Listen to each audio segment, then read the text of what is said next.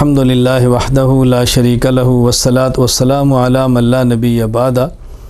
پارہ نمبر 27 سورہ ذاریات چل رہی ہے۔ اللہ تعالیٰ نے ابراہیم علیہ السلام کا واقعہ بیان کیا، اولاد کی بشارت کا ذکر کیا، قوم لوط کے عذاب کا ذکر کیا، سابقہ قوموں کے انجام کا ذکر کیا، اور یہ بات سمجھایا کہ ان قوموں کے واقعات سے عبرت حاصل کرو۔ سورہ طور والطور وکتاب مستور، کیونکہ اللہ تعالیٰ نے طور کا ذکر کیا ہے اس لیے سورت کا نام سورہ طور ہے، اور قسم اٹھا کر اللہ تعالیٰ نے احوال بیان کیے۔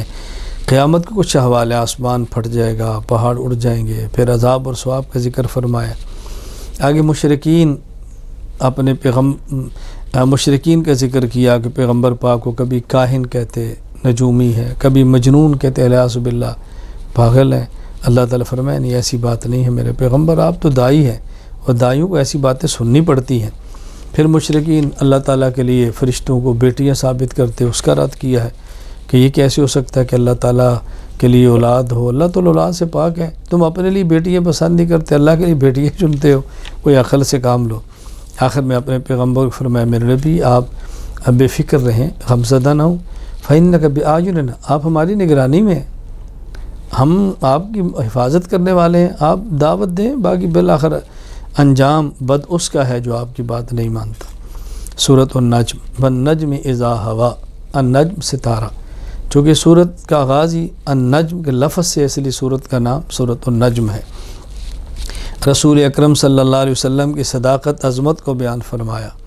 اللہ اکبر، بتایا کہ پیغمبر سچ بولتے ہیں، پیغمبر سچ سوچتے ہیں، نبی ہمیشہ وحی سے بات فرماتے ہیں۔ پھر معجزہ معراج والا ذکر کیا، اللہ تعالیٰ نے معراج کے لے گئے، پیغمبر کو نشانیاں دکھائیں، کیا کچھ دکھایا وہ اللہ کے رسول جانتے ہیں، اس کا ذکر فرمایا۔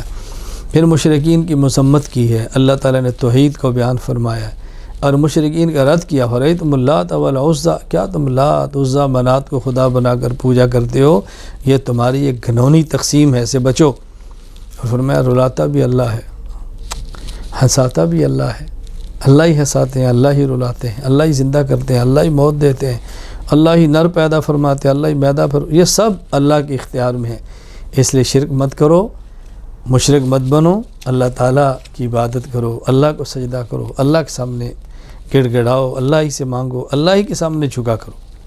سورۃ القمر، اقتربت الساعۃ وانشق القمر، چاند، چونکہ القمر کا ذکر ہے اس سورت کا نام سورۃ القمر ہے۔ اللہ تعالیٰ نے مومنین کے لیے بشارتیں دی ہیں، مشرکین کے لیے وعیدیں سنائی ہیں، مومن کے اچھے انجام کو ذکر کیا ہے، مشرکین کے انجام بد کو ذکر کیا ہے۔ پھر نوح علیہ السلام کی قوم کا ذکر کیا، قوم عاد کا ذکر کیا، قوم سمود کا ذکر کیا، یہ بتانے کے لیے کہ ان کے انجام کو دیکھو، سے عبرت حاصل کرو۔ وَلَقَدْ يَسَّرْنَا الْقُرْآنَ لِلذِّكْرِ فَهَلْ مِن مُدَّكِرٍ، فرمایا قرآن آسان ہے اس شخص کے لیے جو نصیحت حاصل کرنا چاہے۔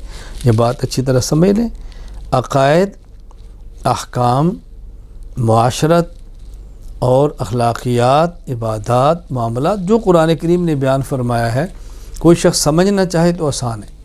اس کا معنی یہ نہیں کہ اتنا آسان ہے کہ کسی سمجھنے کی ضرورت ہی نہیں ہے، سمجھنا تو استاد سے ہے، لیکن آپ سمجھنا چاہیں گے تو سمجھ لیں گے، اتنا مشکل نہیں کہ آپ سمجھ نہ پائیں۔ اس لیے قرآن کریم علماء سے پڑھیں، علماء سے سمجھیں، علماء سے سیکھیں اور اس پر عمل کی کوشش کرنی چاہیے۔ سورۃ الرحمن، الرحمن علم القرآن، جو کہ اس سورت کا آغاز الرحمن سے ہے، سورت کا نام سورۃ الرحمن ہے۔ اللہ تعالیٰ نے کائنات میں پھیلی ہوئی کتنی نعمتوں کا ذکر فرمایا، جنت کا ذکر فرمایا، آخرت کی نعمتیں، دنیا آخرت کی بہت نعمتوں کا ذکر کیا۔ سب سے بڑی نعمت قرآن ہے، پھر نعمتیں سورج ہے، چاند ہے، ستارے ہیں، اور نعمتیں، اللہ نے سب نعمتوں کا ذکر فرمایا۔ اور بار بار فَبِأَيِّ آلَاءِ رَبِّكُمَا تُكَذِّبَانِ، کتنی خدا کی نعمتیں، کس نعمت کا تم انکار کرو گے؟ اللہ تعالیٰ نے یہ نعمتوں کا ذکر فرمایا ہے۔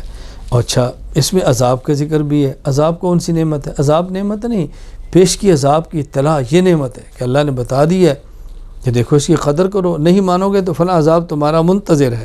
کتنی بڑی نعمت اللہ نے بتا دی ہے۔ اللہ تعالیٰ نے ایمان والوں کے لیے باغات کا ذکر کیا ہے، سبحان اللہ، چشموں کا ذکر کیا ہے، جنت کی حوروں کا ذکر کیا ہے۔ اللہ نے پھر حوروں کے اوصاف بیان فرمائے ہیں۔ مقصد کیا ہے؟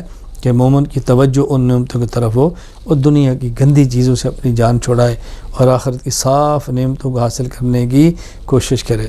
اور اہم ترین بات یہ سمجھائی ہے کہ دیکھو کل من علیہ فان، ہم میں سے ہر کسی نے فنا ہونا ہے، ایک اللہ کی ذات نے باقی رہنا ہے۔ اور ایک اور مقام پر سمجھایا ہے ما عندکم ینفد وما عند اللہ باق، تم نے بھی ہلاک ہونا ہے، جو تمہارے پاس ہے ان چیزوں نے بھی ختم ہو جانا ہے، اللہ نے بھی باقی رہنا ہے، اور جو نیک اعمال کر کے اللہ کیا بھیجو گے وہ اعمال بھی باقی رہیں گے۔ اس لیے اعمال بد سے بچیں اور نیک اعمال ہم جمع کرنے کی کوشش کریں، یہی ہمارا اصل سرمایہ ہے، یہی ہماری اصل جمع پونجی ہے۔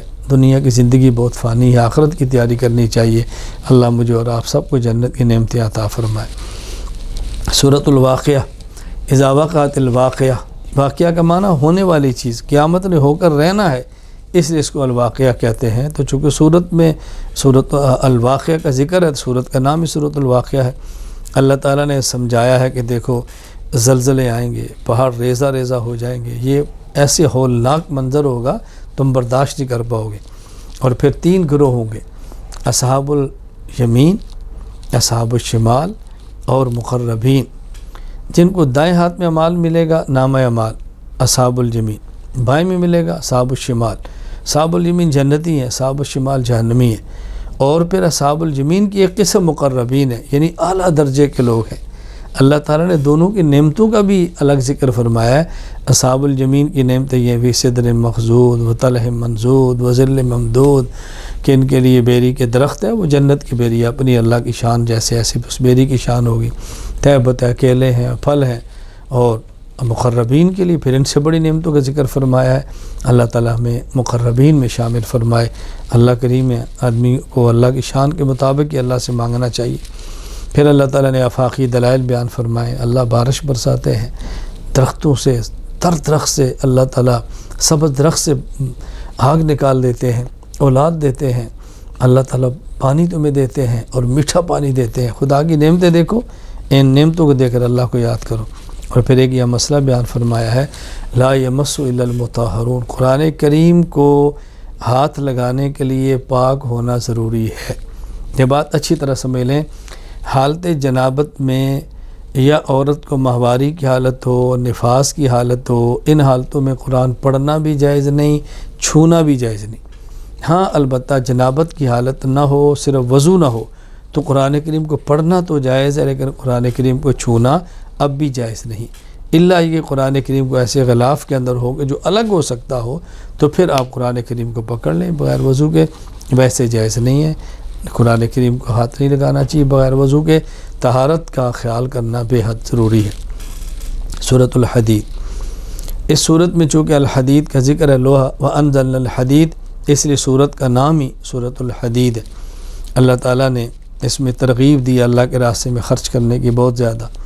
پھر یہ بیان فرمایا کہ فتح مکہ سے پہلے جو مسلمان تھے اور فتح مکہ کے بعد والے برابر نہیں ہیں، فتح مکہ سے پہلے والے مسلمان وہ افضل ہیں ان سے جو فتح مکہ کے بعد اسلام قبول کیا ہے۔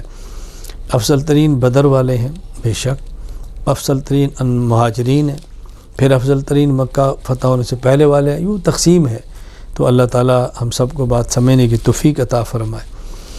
پھر اللہ تعالیٰ نے یہاں فرمایا کہ یہود و نصارہ کی طرح تمہارے دل سخت نہیں ہونے چاہیے، تمہارے دل نرم ہونے چاہیے، جو ایمان والوں کی شان ہے۔ اور دنیا کی حقیقت بتائیے کہ دنیا کیا ہے۔ اعلم انما الحیات الدنیا لعب ولہو وزینہ وتفاخر بینکم وتکاثر فی الاموال والاولاد، یہ پہلے کھیل ہے، آدمی اب دنیا میں مست ہے، دائیں بائیں کو نہیں دیکھتا، پھر تھوڑا بڑا ہوتا ہے تماشا ہے اور دائیں بائیں کو دیکھتا ہے۔ پھر فرمایا کہ زینت ہے، اپنی فکر پڑ جاتی ہے۔ اس کے بعد فرمایا کہ فخر ہے، کبر ہے، جوانی ہے، اس کے بعد بڑھاپا ہے، میرا مال کتنا ہے، میری اولاد کتنی ہے، یہی فکریں پڑی ہوتی ہیں، اپنی ذات کی فکر بھی نہیں رہتی، نہ کھیل سے غرض، نہ تماشے سے غرض، نہ جوانی کے جنون رہ جاتے ہیں، بس حرص۔ فرمایا یہ ایک دنیا کی حقیقت ہے، اس کے بعد یہ جنت ہے یا جہنم ہے، تم جنت کی فکر کرو اور جہنم سے بچو۔ پھر لوہے کا ذکر فرمایا، لوہے کی حکمت بیان فرمائی کہ ہم نے لوہے کو پیدا کیا ہے اور لوہے کی پیدائش کی بنیادی مقصد جنگ اور جہاد ہے۔ ہاں دیگر ضرورتیں بھی ہیں جو تم پوری کرتے ہو، وہ بھی منافع ہیں، اصل اس کی جو منفعت ہے فی باس شدید وہ جہاد ہے، باقی اور منافع بھی لوہے سے ہیں جیسے ہم حاصل کر رہے ہیں۔